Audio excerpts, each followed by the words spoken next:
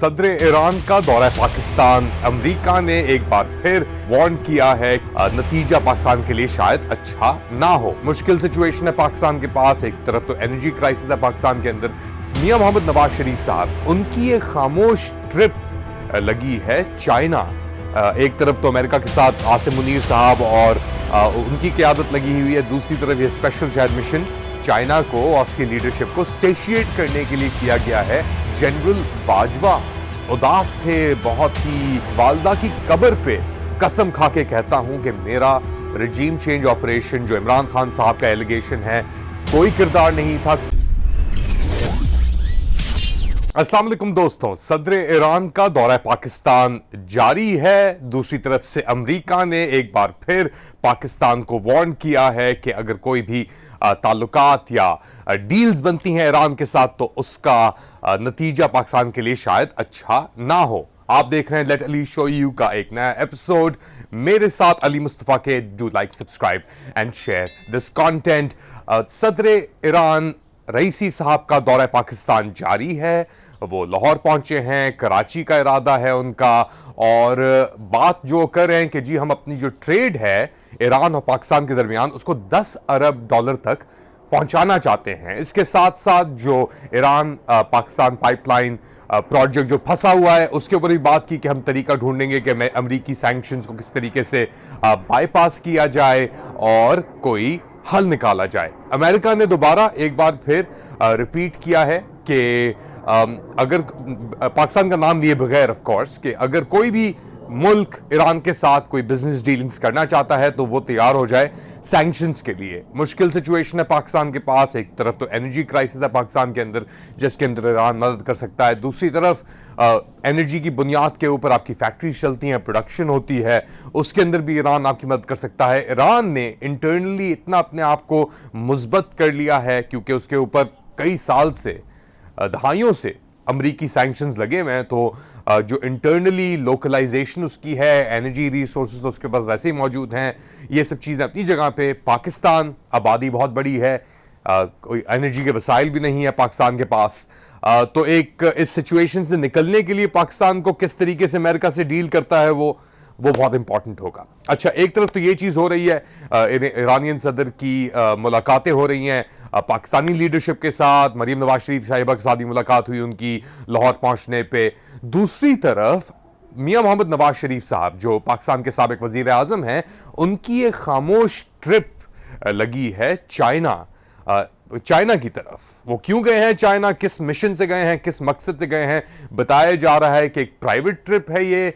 उधर जाके अपना थोड़ा चेकअप कराएंगे, वो इलाज विलाज शायद कराएं, मगर इसके और भी कोई रीजंस हो सकते हैं। एक प्राइवेट, एक डिप्लोमेटिक मिशन भी हो सकता है चाइना को थोड़ा सा तसल्ली देने के लिए कि देखें हम आपके साथ अभी भी खड़े हैं, हमारी मजबूरियां हैं अमेरिका के साथ, तो आप प्लीज़ हमें मौका एक बार फिर दें, अपने सीपैक प्रोजेक्ट को कंप्लीट करें, ग्वादर को कंप्लीट करें। और एक तरफ तो अमेरिका के साथ आसिम मुनीर साहब और उनकी क़यादत लगी हुई है, दूसरी तरफ ये स्पेशल शायद मिशन चाइना को और उसकी लीडरशिप को सेशिएट करने के लिए किया गया है कि जहां पाकिस्तान की पोजीशन इतनी वीक हो चुकी है डिप्लोमेटिकली, वहां पे हम अभी भी, क्योंकि हम खित्ते का हिस्सा ही हैं, आपके साथ हैं। ईरानी विजिट भी हो रही है, देखें वहाँ पे आ गए हैं राइसी साहब हमारे साथ। अमरीकी प्रेशर के बावजूद अमरीका के साथ एक अलग चैनल है, तो हर किसी से बेसिकली कुछ ना कुछ करने की तवक्को रखी जा रही है पाकिस्तान की फ़िलहाल क़यादत के अंदर। और ये सब कुछ हो रहा है कि पाकिस्तान में इस वक्त पाकिस्तान के अंदर जो सिचुएशन है इंटरनली वो बहुत ही ख़राब आप कह लें। एक बहुत ही एक दहशत जैसा एक एनवायरनमेंट क्रिएट किया हुआ है। मिलिट्री इस्टेब्लिशमेंट ने दबाव भी चल रहा है, इमरान खान फैक्टर भी मौजूद है, तो इकोनॉमिक सिचुएशन अपनी जगह, पॉलिटिकल सिचुएशन अपनी जगह, और माजी जो है तारीख उसका वज़न अपनी जगह। और उसको लेके पिछले 24 घंटे में एक बहुत बड़े इंकशाफात आए हैं। मुजीबुर रहमान शामी साहब जो एक सहाफ़ी हैं, सीनियर सहाफ़ी हैं, मिलिट्री क़यादत के करीब हैं, उनके रेवलेशंस जियो न्यूज़ के एक प्रोग्राम शाहजेब खानज़ादा साहब के साथ, उसके ऊपर उन्होंने कहा कि उनकी मुलाकात हुई और गुफ्तगू हुई जनरल बाजवा के साथ एक शादी के फंक्शन पे। उनके साथ मोहम्मद मालिक साहब भी थे और वो कहते हैं कि जी जनरल बाजवा साहब बहुत ही उदास थे, बहुत ही यानी रंजिश का शिकार थे और उन्होंने कुरान पे हाथ रख के कसम खाई और कहा कि मैं अपनी वालदा की कब्र पे कसम खा के कहता हूं कि मेरा रजीम चेंज ऑपरेशन जो इमरान खान साहब का एलिगेशन है कि अमरीकियों के साथ साइफर केस और अमरीकियों के इंस्ट्रक्शंस पे रजीम चेंज ऑपरेशन में कोई किरदार नहीं था, कुछ नहीं हुआ, ये सरासर झूठ है। बाजवा साहब कह रहे हैं अपनी मां की कब्र पे कसम खा के। पता नहीं ये लोग अपना कुरान पे और अपनी माँ की कब्र पे कसमें खा के किस तरीके से ये लोग ये सब बातें कर सकते हैं जब इतना सबूत, इतने शवाहिद मौजूद हों। लेकिन शामी साहब ये कह रहे हैं कि बाजवा साहब ने कहा कि उनका रजीम चेंज ऑपरेशन से कोई ताल्लुक नहीं था। नवाज शरीफ साहब जब वो जेल में थे, जो प्रोसीडिंग सुप्रीम कोर्ट की पैनामा पेपर्स के बाद इमरान खान साहब के दौर में उनको जो बाहर निकलने का मौका दिया, उसके अंदर उनका कोई हाथ नहीं था। ये एक बहुत बड़ा इंकशाफ उन्होंने किया है। रजीम चेंज ऑपरेशन का उन्होंने कहा कि उनका कोई हाथ नहीं था और मोर इंपॉर्टेंटली उन्होंने कहा कि एक्सटेंशन उन्होंने मांगना तो दूर की बात, कभी इजहार भी नहीं किया किसी को कि एक्सटेंशन मांगेंगे। अब तो ये बातें वो कर रहे हैं, ये 3 बड़े इंकशाफात कर दिए हैं। क्या सच्चाई है? पहले भी हमने देखा कि वो एक लाइक माइंडेड सहाफियों के साथ जाके उन्होंने बातचीतें की हैं, अपनी बताया कि ये मैंने नहीं किया, ये नहीं किया, ये नहीं किया, और जो शवाहिद हैं वो हमारे सामने हैं। एक बार फिर एक शादी के प्राइवेट फंक्शन में उन्होंने ये सहाफ़ियों के साथ बैठ के अपने गम और दुख का इजहार किया है कि जी मेरे साथ ज्यादती हो रही है, मुझ पर तनकीद की जा रही है, गलत है, ये ऐसे काम करेंगे तो तनकीदें तो होंगी। आपने जो बेड़ा गर्क किया इस मुल्क का अपनी कार्रवाइयों के साथ, अपने करतूतों के साथ, और अब आके अपना इतने सालों बाद जब जो बेड़ा गर्क हो गया है सो हो गया है, माहिशत का, आपके सियासत का, आपने ह्यूमन राइट्स की जो तबाही हुई है आपकी डिसीजंस के बाद, जो लोग आपने मुसल्लत किए इस निज़ाम के ऊपर, उनके बाद शायद आपने कुछ ना किया हो, मगर आप इतनी क्रिटिकल पोजीशन पे थे, आपके इदारे के अंदर जो कुछ हो रहा था वो हमारे सामने था, उसके दौरान इतने लोग, इतनी चीज़ें बिगड़ी, अरशद शरीफ का कत्ल भी हुआ, केन्या के अंदर उसको भागना पड़ा या वहाँ से। अब अगर आके आप कहते हैं मैं रिस्पॉन्सिबिलिटी नहीं लेता, तो यही वही बात है कि जो आप बैठे थे यूरोप में, पता नहीं फ्रांस या इटली में कहीं बैठे हुए थे और एक अफगान नेशनल आपके पास आया कहता है कि तुम बाजवा हो, तो आपने कहा नहीं मैं नहीं हूँ बाजवा।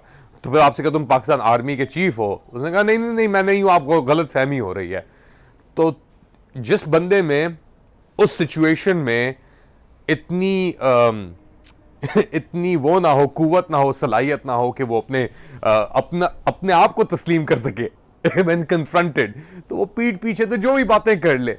कैमरा के ऊपर हमने असलियत देख ली बाजवा की, उनकी अहलिया साथ बैठी हुई थी, वो इंजॉय कर रहे थे, बड़े मजे ले रहे थे वो यूरोपियन हवा की, ठंडी ठंडी हवा की। और हकीकत क्या थी? हकीकत ये थी कि उनमें इतना वो नहीं था, हिम्मत नहीं थी कि वो ये तस्लीम कर सकें एक बंदे के सामने जो वीडियो बना रहा था उनकी कि हाँ मैं हूं, क्या कर लोगे तुम, कौन हो तुम।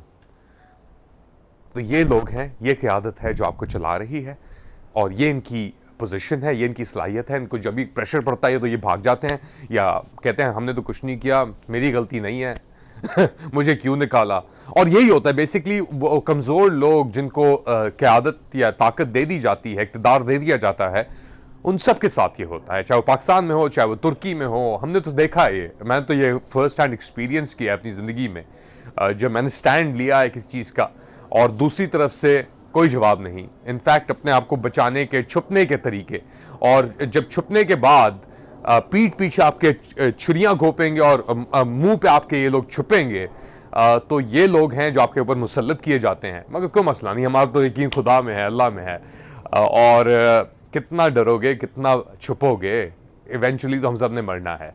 आप क्या समझते हैं? Please do right, subscribe and share this content. Of course आपके कमेंट्स बहुत इंपॉर्टेंट हैं, तो कमेंट सेक्शन पे ज़रूर डालते रहें वो अपने कमेंट्स आप, और अपना ख्याल रखिएगा। अगली बार तक अल्लाह हाफ़िज़।